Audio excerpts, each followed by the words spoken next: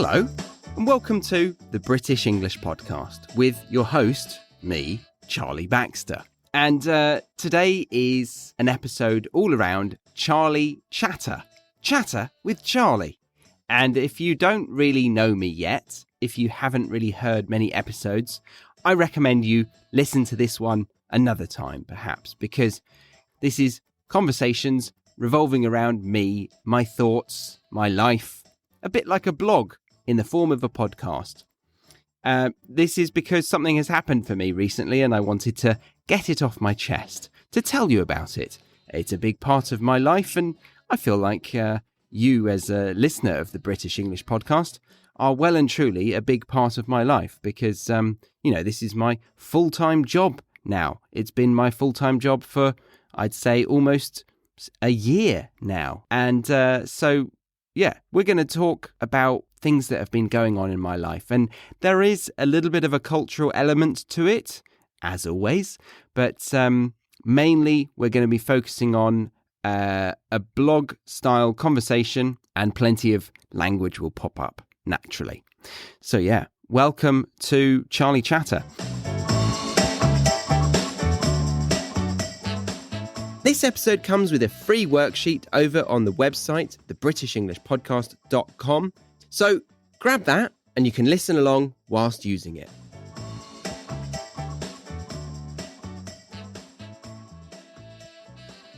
Where should we begin? So I'm currently sat in a little cupboard in the office in my apartment.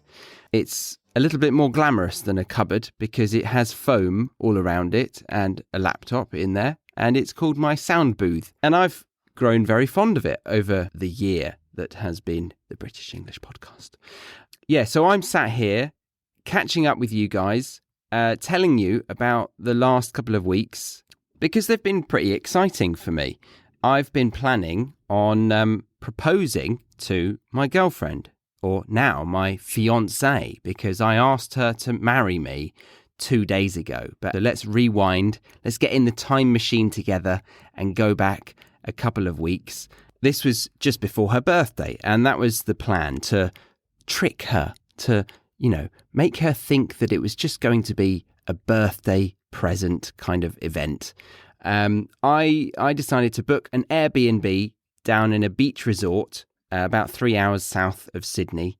I booked that thinking, fantastic. She'll be thinking that, he surprised me with a lovely birthday present and maybe he'll ask me to marry him. He'll pop the question down there because we've been together 8 or so years.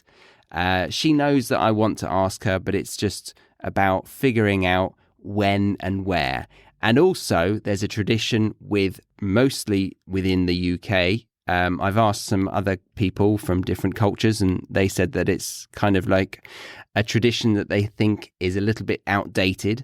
But within my group of friends and family, it's the done thing to ask for the father's permission before you ask the daughter to marry you. We're talking about traditional heterosexual marriages here. And for that reason, you normally need to do it face to face. But I'm in Australia. Her parents are in the UK. So I've been waiting for a while, but, COVID and that, I had to swallow a bitter pill and do it via video, Skyping him. But actually, I Skyped him and her mum.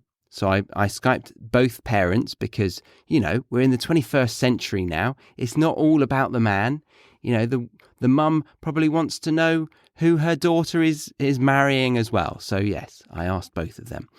And the conversation went pretty smoothly. I felt like I had a lot to say to them because I wanted to explain why it's been so long. And, it's not because I didn't love her or anything like that. It's because of various other reasons. And I had a little thought about what I'd want to say. I was worried about not being able to say what I wanted to say because when I get a bit emotional, I start to fuck things up. But things worked out. I managed to say exactly what I wanted to say. It was great. And they seemed to receive it well. So they gave me their blessing to go and ask her for her hand in marriage. Forward wind a couple of weeks. Stacey, my girlfriend at the time, was saying, hey, you know what? We should go to Jarvis Bay. This is the bay that I just booked for her birthday. So she was looking at Airbnb to try and book to go away before her birthday to the same place that I was booked to go on her birthday. So I was like, right, I've got to confess that I've booked to go away there. So the cat was out of the bag for the fact that she was knowing that she was going to a beach resort. And I don't just book beach resorts willy-nilly. So she very much was, suspicious of this. She was like, it's not my 30th. It's just a 32nd birthday. It's not a big birthday. So I reckon he's going to ask me to, marry him. But I had a trick up my sleeve because I was not planning on asking her on that weekend. I let her assume that she was going to be asked at some point. And during that weekend, when we went away, it was absolutely pissing it down. So it was really not the most romantic setting. We were at a beach resort and we had nothing to do other than go in some sea kayaks while it was really chucking it down. So we had our anoraks on. We were in a group of other people. And it was more action-packed rather than romantic in any sense. And there were a couple of moments where I think she thought that I was going to ask the question, going to pop the question. And I knew that she would hate it because she doesn't like to be in public with this kind of thing. She would hate that. Like if I asked her in a restaurant, she would find it very upsetting that she was causing a scene. So I've managed to trick her for those 2 days before her birthday. Then her birthday was on the Monday. So we came back from the beach resort and I had planned for her to go on a bloody seaplane. So I found a pilot that did a seaplane, one of these planes that lands on the sea and then flies off on the sea. I've never been in one before. It was just a complete novelty to me, but I thought, wow, what a grand gesture that would be. And in Sydney, you see this seaplane coming in and coming out of the harbour most days, or I do at least. And I thought, wow, that would be really special. So I got in touch with that pilot. He cost an absolute fortune. But, it's a bloody seaplane. So I kind of thought, fair enough. So I booked that, didn't tell her. And then comes to her birthday. She's like, so, don't have any plans. And I've booked the day off. Shall I book something for us to do? And I was like, yeah, okay. Yeah, that sounds all right. Yeah, what do you have in mind? And she said, I'd love to do some more sea kayaking at 4 a.m. to see the sunrise under the Sydney Harbour Bridge. Wouldn't that be nice?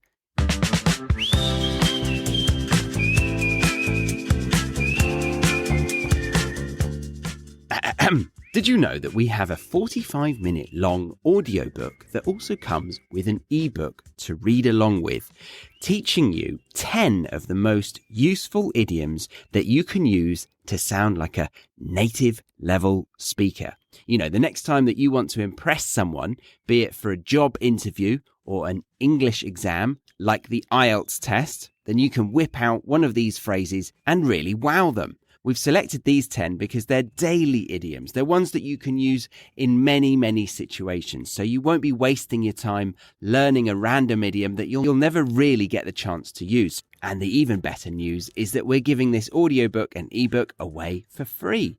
And all you need to do is find it in the show notes of this episode. Head over to thebritishenglishpodcast.com and find it in the homepage.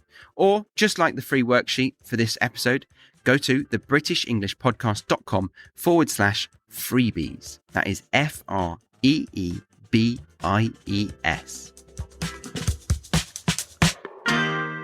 And she said, I'd love to do some more sea kayaking at 4 a.m. to see the sunrise under the Sydney Harbour Bridge. Wouldn't that be nice? And I'm not the biggest morning person, so 4 a.m, that was pushing it for me. But obviously, it's the day that I've got to make her say yes to me. No, she's not a diva. She sounds like a diva right now. She's not. She's a very, very easy to get along with, delightful human that I'm very, very happy to now be engaged to. But yeah, on her day, I wanted to make it special. So I said yes. I said yes to that and I booked it. That wasn't cheap. And then I also booked for her to have a birthday cake on the sea kayaks. They give you this coffee as well. It's pretty impressive. They give you coffee and cake on the harbour in a kayak in a little small group. And again, there was a moment where the leader of the group brought me and Stacey over exclusively to give us the cake, but he was hiding the cake. And he said, right, I've got something for you, Stacey. Come on over here. And Charlie, yeah, you come over here. And I knew. She was like, oh my God, he's going to do it now. He's going to ask. He's going to ask now. No, not in front of these 6 strangers. But I didn't. It was just the cake. So it was a happy birthday cake. Lovely, jubbly, done. Tick. But she gets back. She's like, oh, I want to book an exercise class. Yeah, I'm going to book an exercise class at around 11 o'clock. I'll do some Pilates. Lovely. Now, the seaplane was taking off at 11:15. So I had another little predicament on my hands. I had to somehow tell her, no, you can't exercise. And we're going to go to a place 30 minutes away by car. So I thought, okay, she likes to see family on a birthday. So I'm going to pretend that I've booked brunch with my cousins who live in Sydney over in that direction. And there was a restaurant right next to the seaplane's dock, if you will. So I thought that actually works out well. I told her that. She said, okay, that's lovely that you surprised me. Thank you very much. I won't book the Pilates. And then she opened up Instagram and she had already posted about the sea kayak and I had given her a happy birthday little hat. And my cousin had commented saying, oh, whose birthday is it? Oh, for God's sake, I couldn't catch a break. So then she goes, does he know that we're coming to see him? And I had to pretend that he was pretending. I was like, he's bluffing you there. He knows what he's doing. Very good. Well done, him. But secretly I was, clenching my fists thinking, damn him for doing this to me. So we got to the restaurant. I can see the seaplane. The pilot is like thinking, hang on, where's this guy? He's meant to be here. We're going to be taking off any second. In my head, I thought it would be fun to say, oh no, they've just texted saying they can't make it. And then I'd say, oh, I'm so sorry, love. Well, hang on. Why don't we just get a seaplane? That would be fun. And then she'd be like, what? You're crazy. That is so expensive. And you've got to book like a month in advance. God. And then I'd take her there and then she'd be amazed that we were able to just step into this tiny little aircraft, just us and the pilot, and fly around the harbour and up to the northern beaches. Unfortunately, it came out a bit different. I said, oh no, they just text to say that they'll be 30 minutes late to brunch. Which Stacey responded with, oh, okay, well, let's just wait here then. Stupid old Charlie. I was in a stalemate situation with a seaplane pilot ready to take off and a girlfriend who was just happy to wait outside the restaurant for my cousins. Luckily, a celebrity walked past at that exact moment and distracted us, which allowed my brain to kick into gear and for me to reach into my pocket and pretend to get another text saying what I originally wanted to say. So I said, oh no, they've just texted again and said that they actually don't think they can make it after all. Her response was, okay, well, let's just go in and eat together. I prefer it just being you and me. At that point, I gave up. I said, Stacey, I'd booked a seaplane. We're going on a seaplane. There was no brunch. Forget the restaurant. We're going down this walkway here. Come on. And thankfully, her response was well worth it. She was absolutely gobsmacked and it was really sweet to see her reaction. So then we met the pilot, who was probably the most charismatic seaplane pilot I have and will ever meet. And he invited us into the tiny little fuselage, just literally 2 seats and then the pilot's seats up in front. So he turned the motors on, whooshed us up into the sky, and then we travelled north, weaving in and out of the bays, which was absolutely stunning. I'm normally a bit stingy with my money, but I thought this is actually worth every single penny. So, I was very happy. I was a little bit nervous coming towards the landing part, but surprisingly smooth. Very, very smooth indeed. And he landed right next to Palm Beach, which is close to where they film an Aussie soap opera called Home and Away, which actually threw another spanner in the works, because I was planning on asking Stacey to marry me on that beach. But a big section of it was roped off for filming. And again, if you remember, Stacey certainly doesn't like to cause a scene. So I was needing to find a way around this cornered off section to get to the location where I thought would be suitable. We eventually managed to find a way through, but it was on sand. And at the moment, Stacey is suffering with a problem with her Achilles. She's torn something in her Achilles, and she's not allowed to do any yoga at the moment or anything that involves using an extension of the ankle. And walking on sand going uphill is definitely not advised by her physio. So she was a little bit cautious of that, but I managed to encourage her to do it. We got to this spot, and then there was loads of seaweed, and it was really windy. It was it wasn't cold, but it was just very loud. That was the other thing. So I made a video of all of her friends from home and family members saying happy birthday to her. And the plan was to get her up here on the seaplane, sit her down in a nice spot, show her the video of her friends and family, and then ask her after the video. So I needed to find a place that was suitable for her to be able to hear this video. And it was just really, really loud. So I suggested that we hike up the hill, which didn't go down well, again, because of her injury. Plus, I had told her that we had a booking with a fancy little restaurant that was, in about 30 minutes. And she is much better at calculating times than me. And she was like, it will take us 45 minutes to get up the hill and 45 minutes plus extra 5 minutes to get down. So we will actually miss the restaurant booking entirely. So I don't think we can actually go. Sorry, love. I was like, yeah, fair enough. Okay, fine. So I was a little bit lost as to where to take her. I kept going though. And then miraculously, this perfect little, almost like a garden, but in the form of a beach. It was like just set back from the main beach. There was like a row of trees and bushes, and then this secluded little patch of beach. It was almost like a sand dune, and no one was around. It was a Monday, so it was pretty quiet. No one was around. There was no sound. The sound of the waves crashing down were removed because of the sound barrier of the bushes and the trees and stuff. So it was perfectly silent, and it wasn't even windy. It was absolutely perfect. So I sat her down on the picnic blanket, gave her my iPad that had the video loaded and ready to play, and she bloody loved it. It was fantastic. And I was amazed. I was like, oh my God, this plan is actually working out. And then just before the end, her mum said something along the lines of, make sure that you enjoy your day today, and I think Charlie's got something to say to you, so why don't you look up now? And I was there on one knee with a ring in my hand, and I managed to say a very romantic couple of words, not too much, made it succinct, which I thought was important. And we had success. We had a yes from Stacey, and we had a crying Charlie, because I get a bit emotional about these things.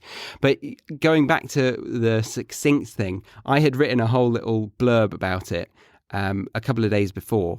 And then I came back to it. I was like, this is so long. This is like an essay. She's going to be awkwardly waiting for me to say the question.